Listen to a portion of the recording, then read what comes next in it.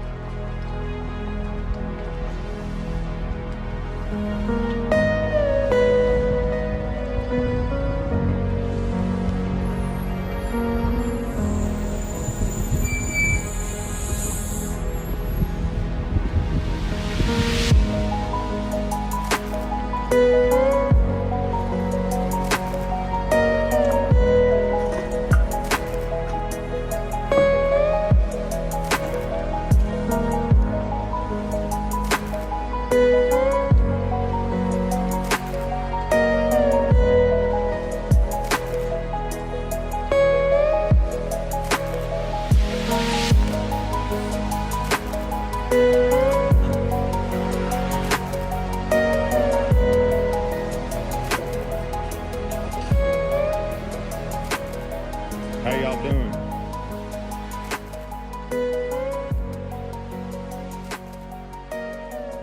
David Mitchell, and I'm from Kentucky. I'm 38 years old. What part of Kentucky? Well, I'm from all over Kentucky. How long you been up here in Louisville? Maybe 4 years, 3-4 years. Maybe not for 3-4 years in Louisville. Well, we come over from Lexington because we thought, well, that we have some more resources. Please don't put that in the barrel. Don't put that stuff. All right. You got the barrel sitting all sideways and everything. If you gonna do it right, so it's not a fucking hazard. Move all them chairs and stuff away from it. You said you're from Louisville? I mean, from Lexington? Yeah, that's where I met Jason in Lexington. I run him in Lexington, and then we lost our apartment and stuff where we was living at. We bought a tent. We had pretty much what we have right here. We had a tent and whatnot set up behind of the store. And in Lexington, they got like, if you're homeless and they see you flying a sign, they'll come pick you up to go pick up trash for 8 hours a day, and they'll pay you.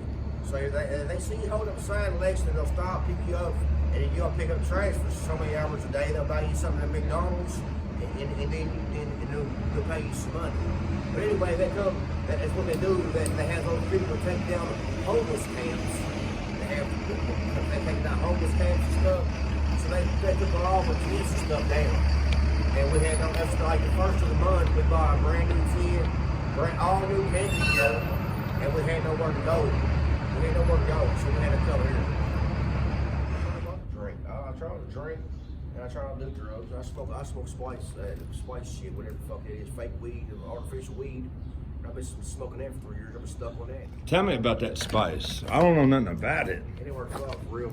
Well, what is it? Sprayed on some fucking tea leaves or some kind of green stuff that you smoke. I don't even know. Nobody even knows what it is. What does it do to you? I don't know. It just kind of like herbal, man. Makes you fucking just smoke out. And sometimes you see motherfuckers smoking, they'll just pass out. That's what he does. When he smokes it, he just goes to sleep. It makes him go to sleep. Yeah, but it does different shit to different people. Is it addictive? It is. It's addictive. Yeah, because if you don't have it, man, you flip out. I said, if I get up in the morning, I ain't smoked none today so far. I ain't smoked no spice today. But when I get up in the morning, if I have some money, if I smoke it the first time, it's like you gotta chase it all day. It's like they want you to smoke it, you have to have more, or you think you have to have more. Is it like crack? Worse than crack? Dude, I quit smoking crack and started smoking this stuff. Now I was smoking $7 worth of crack, and one night and smoked up the whole goddamn Social Security check, and one night and before daylight. So we had to quit smoking crack. If crack is no good, it's too costs too much money. But is it the spice is just as addictive as the Worse, crack? man. It's worse than. I run so hard for crack than I have for this spice shit, dude. the smoking and it's like a really intense marijuana high for fucking like maybe 30 minutes or to 20 minutes. Then you're back to normal again. How long have you and Jason known each other? That's when I met him in Lexington. How long ago? How long have we been here? About 5 years? I don't even know what year we even met. I don't even know what year I came to Louisville. I don't even know how many years I've been in Louisville. We've been out in Louisville like 3 years, ain't we? And birds over there flying around. What's up, man? You don't want to talk? He don't really tell you. He don't really say too much. He does say he talks all the time, but you really can't make nothing. He's whispering. Yeah, he talks to himself all the time. He talks all the time. What does it?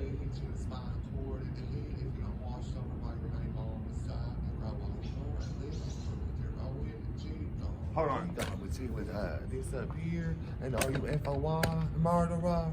Cause that's what she just told us. So get the fuck out. Cause we don't do this every night, guys. We don't know. This is full moon when this is on. We need to send 2 minutes and left the shit for you to ride in. So it was all on. It's bigger. Get my face to one fucking time. Oh, okay. If you don't want me to, I No, won't. he does this to everybody. It's not you, dude. It's how he is. This is how Jason is every day. It's how Jason is every day. Just how you gotta accept it, man. This is why it's so hard for me to move, to do something different with my life, because this person, I just can't leave. I can't take off and go to rehab and leave him out here like this. He don't know what he's doing. See, you don't know what I'm trying to tell you with this monkey man. This weird stuff. We're having this weird storm. And then we go back to the school. Right? Let us out. They get the monster. Not home. This is what It's all good, man. That's why it's so hard for me to do anything, because I brought this guy here with me. I can't just take off with a man. Nah. I've been on the streets a long time. I know how to survive, but he can't.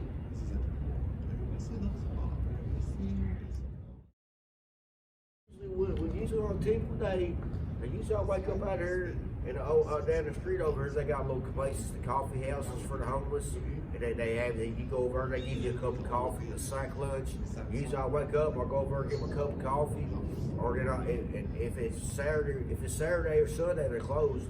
So then I'll take off, I'll walk down Morristown Road down here, I'll check all the drive-thrus, pick up the change, so I get me a cup of coffee. This is how I start my day. First I get start out with coffee. And sometimes it takes me two or 3 hours to get $1 to get a cup of coffee in the morning. Just picking up change at drive-thru. Just picking up change or doing whatever I can do. I mean, if I see somebody outside working outside doing some, a construction job, or if I see a litter, anything I can do to pick up, I'll pick up a lottery ticket. Every lottery ticket that I see, I'll pick it up and make sure it's not a winner. Every cigarette pack that you check, you got to check every trash can. You never know. You can't leave no stone unturned, because there might be something underneath them motherfuckers. Then after I get my cup of coffee, we'll go pick up some cigarette butts and roll them up, or smoke a couple of cigarettes. And usually I end up on an exit ramp holding up a sign saying I'm homeless. Please help. So I'm in the process right now, man. I don't really want it. I don't want Social Security, man. I've been a half fucked up life, man. I got some mental problems and stuff, and anxiety. If I still want to go back to work, I don't think I'm that goddamn disabled. And they won't let me have no job, so they're still like they're forcing me to take this fucking Social Security shit, and I don't even want it. How much will you get? I have no idea. He gets $700, $703. He gets $700 $703 a month. How do you get the money though? Where does it come to? It comes on his little green. It comes on his little green card. They give you a little card. Also, you got $700 a month, and so then plus he does. He's got his check right now. That's what I'm saying. He has income, and that's what I'm saying. I don't know why in the fuck they can't find somewhere for housing for this guy. For $700 a month though, man, damn, it's gonna be hard to find something. Like the cheapest thing in Louisville is over $4. That's what I said. We had an apartment right here. We just moved our apartment. We had an apartment until February 19th. Our lease was due. The yearly lease was up on the 29th, and they made us move out 10 days before the lease was over. He said, we're gonna pay you $100 to move out, turn me my key back in 10 days before the lease is over. And yeah. And we could have fought. We didn't know this coronavirus shit was gonna come down. We could have fought eviction for fucking 6 months and still been living in there right now, probably. But Yeah. Oh, so you got kicked out right before the corona we hit. got right exactly before that. Our lease was. I signed a year lease, and I said I was working at the golf house. I had a job and stuff when I got this apartment. He was in jail, so and when he got out, I put him on my lease. And this apartment wasn't really much bigger than this whole tent right here. It really wasn't for two people, and that's what the rent was. That's what I was just telling you. The rent was $686 was the rent, and his check is $703. So if we have to really pay rent somewhere, if he has to pay rent $686 and his income is $700, that leaves this motherfucker with $16 to live for the whole goddamn month for clothing, food. He don't have food stamps. So that's what I'm saying. That's why there's so many people on the streets right now, because that's what I'm saying. You only get $700 and your rent's $700. Right. So they don't want to pay their whole income that they have for the month for their fucking housing. They would rather sleep on the streets and smoke cigarettes and have a cell phone. That's what I'm saying. And these places, that this fucking housing thing, I mean, he has so many times he would never send me no text message saying this shit. He would always call me. He would never text me, say, David, will you please, the hot water heater's leaking downstairs again. Will you dump the bucket of water under your sink? When I moved in, there's a bucket under my sink, under the kitchen sink. Okay, the plumbing's fucked up. And he knows that. We lived there almost a whole year, and the only thing he would tell me, there's water leaking on the hot water heater downstairs. Will you dump the bucket of water under your sink? When I pissed in the toilet over there, I had to get down and cut the goddamn water off. When I pissed, don't even take a poop. You gotta get down and cut the water off when you flush it, because it's gonna overflow. And then he was $700 every month. But I gotta get down here and cut the goddamn toilet off. And we got carbon monoxide poisoning 3 times, dude, because there's a propane stove in there, there's a propane gas tank in there, and he's got all 3 burners turned on, cooking beans, and there's no ventilation in there. And I got run out. The thing was a beep, and I've never had a carbon monoxide detector, but I thought it was a smoke alarm going off. And I was whiskey drunk in my apartment, and I was sleeping, and he's in there. I'm allowed to be drunk in my apartment as long as I'm not bothering anybody. But I was drunk in the motherfucker, and it just kept beeping all night. And I thought, what's a smoke alarm? It's malfunctioning. There's no smoke in here. But no, that was the carbon monoxide detector. It went off 3 times in one night, and the levels of carbon monoxide's got to be pretty high for that motherfucker. Once that thing starts to beep, and it's already high enough to kill you. So it was a leak. No, there's no vent, there's no ventilation on a propane stove in there. And like I said, the whole unit wasn't much bigger than this tent, including the bathroom, the living room, and the kitchen. If you put 2 of these tents together, that was what we was paying $700 a month for. This was the size of our unit. We had the smallest unit with the highest rent, and it was we was the only people in the house that had 2 tenants in the same occupancy.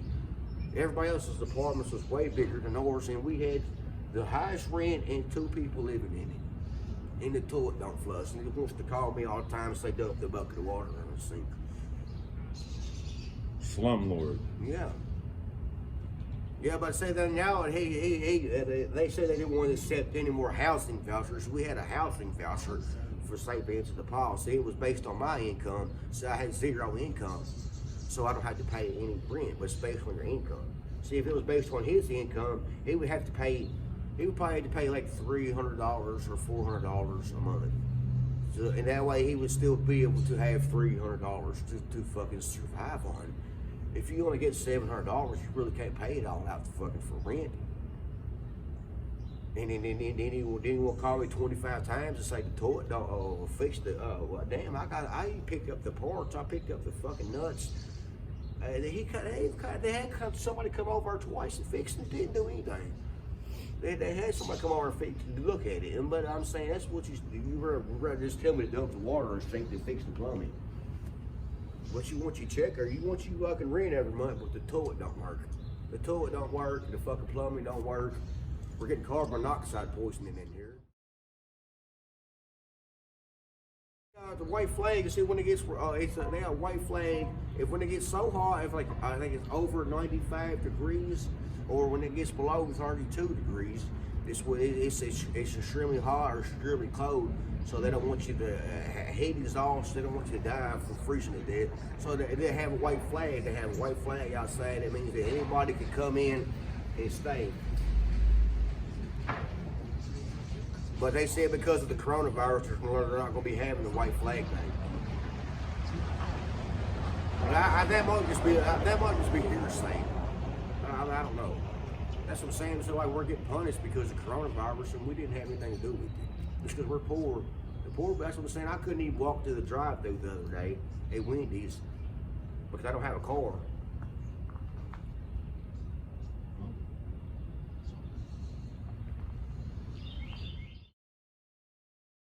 Forest New Haven, Kentucky.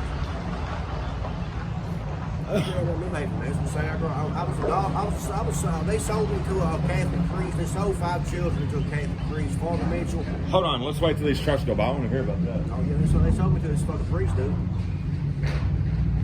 Some judge and some judge in Nelson County signed me away to Father Mitchell. There was me, Joey, and Dorothy. All 3 of us were siblings, and then there was 2 other ones from they was brother and sister from another family. There was 5 of us all together, and then they sold us this creepy ass priest in Nelson County. He had 12-acre farm, and all kind of weird shit happened over there. How old were you? I was 5. How old was your siblings? I was the oldest. What happened to your mom and dad? My dad, my real dad died. That's why I said when we was in Lexington. That's why I went to Lexington because my dad lived in Lexington. He died. And I don't really associate with him. I don't really talk to my mom. I don't know. I haven't seen her. I don't know if she's still alive either. I have no idea. So I was just like, who sold y'all to the priest? Was y'all in state's custody? Well, yeah, we was in foster care. They took me. That's what they took me away from my real parents. Took me away from my real parents because they was poor. He was trying to raise 5 kids on a disability check. That's what I'm saying. And my parents was on disability checks. And they were trying to raise 6 children, and they always had a problem with the electricity stuff getting cut off, and they having a hard time paying bills. But so they took us out of they took us out of their care because we had they said we didn't have no lights and stuff. We didn't have no electricity, but we had kerosene. We had kerosene heaters, and we had kerosene lanterns. We had electric. We had lights and we had heat. We didn't have electric. But it's hard to pay all your bills and you only got $700 a month trying to raise all your kids. Yep. They took us away from our parents because they was poor and sold me to some rich fuck who was rich and all a lot of stuff and yeah, they did that. But I got stretch marks on my asshole when I was 5 years old. So then you lived with the priest from the time you were 5 until how old? Until I was 12, and then I was 12. They sent me back. They knew some shit was going on. They was under investigation for sexual stuff going on in the home, and they took me out. They took me out of the home and sent me back to foster care, and let everybody else, the rest of us, my brother and sister, stay there. So I didn't really get to see my brother and sister no more because they separated us. Where's your brother and sister now? They're all, I think, both in Montana. How'd they end up in Montana? My sister got married to somebody met somebody that was in the military. And then your brother went with? Yeah, my brother moved down there because my sister was there. But, yeah, he's on disability check, dude. He moved out there somehow. But he's a Utah or Montana or somewhere else. Did you ever end up getting in trouble with the law? That's what I've been in trouble a lot. Done time in Kentucky? Yeah. How much time did you do? From the time I was 12 to 18, man, I was pretty much incarcerated the whole time, juvenile, boys camps, boot camps, and then from 18 to now, I served 5 years, 3 years. 2 1-year sentences. I served about 15 years. I get about 15 year sentences. 15 total? Yeah. Out of 5 different 15 stretches? consecutive years. But I mean, I've got about 12 years. I got a 5-year sentence, a 3-year sentence, 2 1-year sentences, a county year, a lot of misdemeanor time. I got 30 page background check. Where'd you do your most biggest stretch at? homeless girl. Davis County Detention Center. Is that that ain't that's not behind a fence. No, it's all my stuff's like piddly, little. So you didn't never Class go- D stuff, no small, the smallest charges you have for a felony. But see, I got 5 years for $85 check one time. And did it all in the Class D. Yeah, I did 38 months. I started out, I didn't get no parole or nothing, and I still had to pay the $85. I served 38 months, and I still had to pay $85 for restitution. They give me probation first, but I didn't make the probation.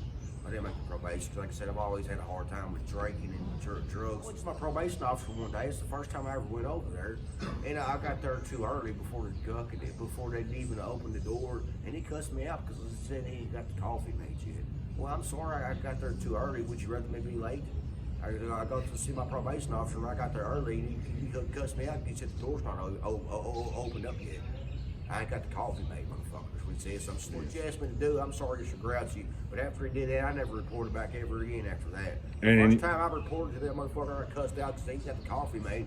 I never went back after that. I'm going to Lexington, and I was working at a labor place. And I done did 8 hours of shift from one thing, and I was trying to get back to the building to pick up another couple hours of shift somewhere else. I was driving too fast and ended up rear-ending a Volvo station wagon. I didn't have this broke for tail lights out, but I ended up then I had a probation violation when the police came. So yeah, I had to get called to Lexington because I had an accident. I had an accident. I rear-ended somebody driving too fast. And then the police came and they had a probation violation. Been out since though? I've been in jail a couple times around here for fucking AIs and stuff like that, but I ain't really got too much serious trouble or normal. Sometimes I get so fucking wound out, dude, I don't know what I'm doing. Wound out? Yeah, I mean, sometimes I'll get paranoid, schizophrenic. I think motherfuckers just follow me. I think the helicopters just follow me around. I mean, even when I have a cell phone, dude, sometimes these motherfuckers just hacking my cell phone. I got a cell phone, dude. It's a lock screen. It's on lock screen. You know, you push a little button, it turns the screen off. Yeah, it locks it. He locks it. Okay. I was walking through Wayside, man. The motherfucking phone. It just said camera. It said camera. The phone was on lock screen. The phone was on lock screen. The blank screen, and the motherfuckers just said camera. And I didn't even when I slide the fucking thing, flip the fucking screen on, and I push camera, it don't say camera. And my fucking phone is typing in Russian. It says several attempts have been made to hack into my email account from Moscow, Russia.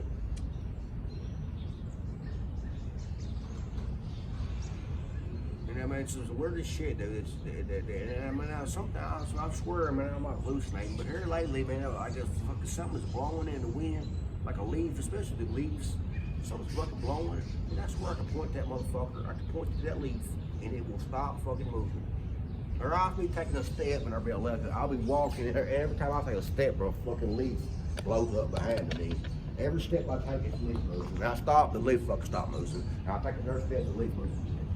I swear I'm not a fucking hallucinating. It's driving me insane, man. Why are you thinking about whether if the leaf's moving or not, though?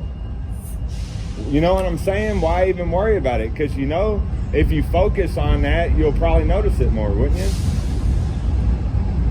Do you get what I'm saying? Yeah. God, I'm about to say yes. I don't know. If this shit that I'm thinking, did this happen, or am I imagining this stuff? How have you ever been sober for a period of time? Yeah, I mean, I've been sober for most of the time when I'm in jail. But did you feel and think that way when you was sober? Sometimes.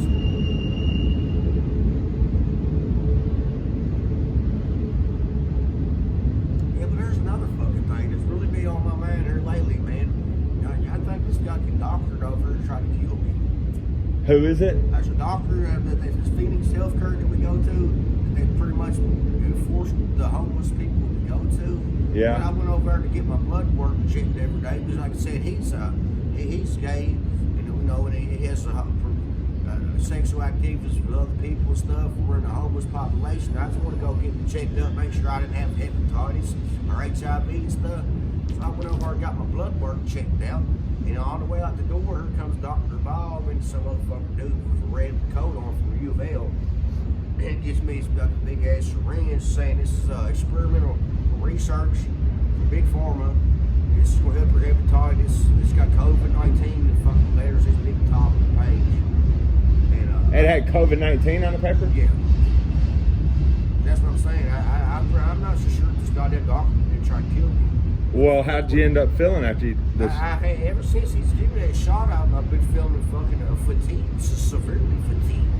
Slowing down, it's the diarrhea. Ever since this motherfucker gave me some kind of goddamn shot, I've been sicker than a motherfucker, and they don't have any record of it, period, of this vaccination at this building.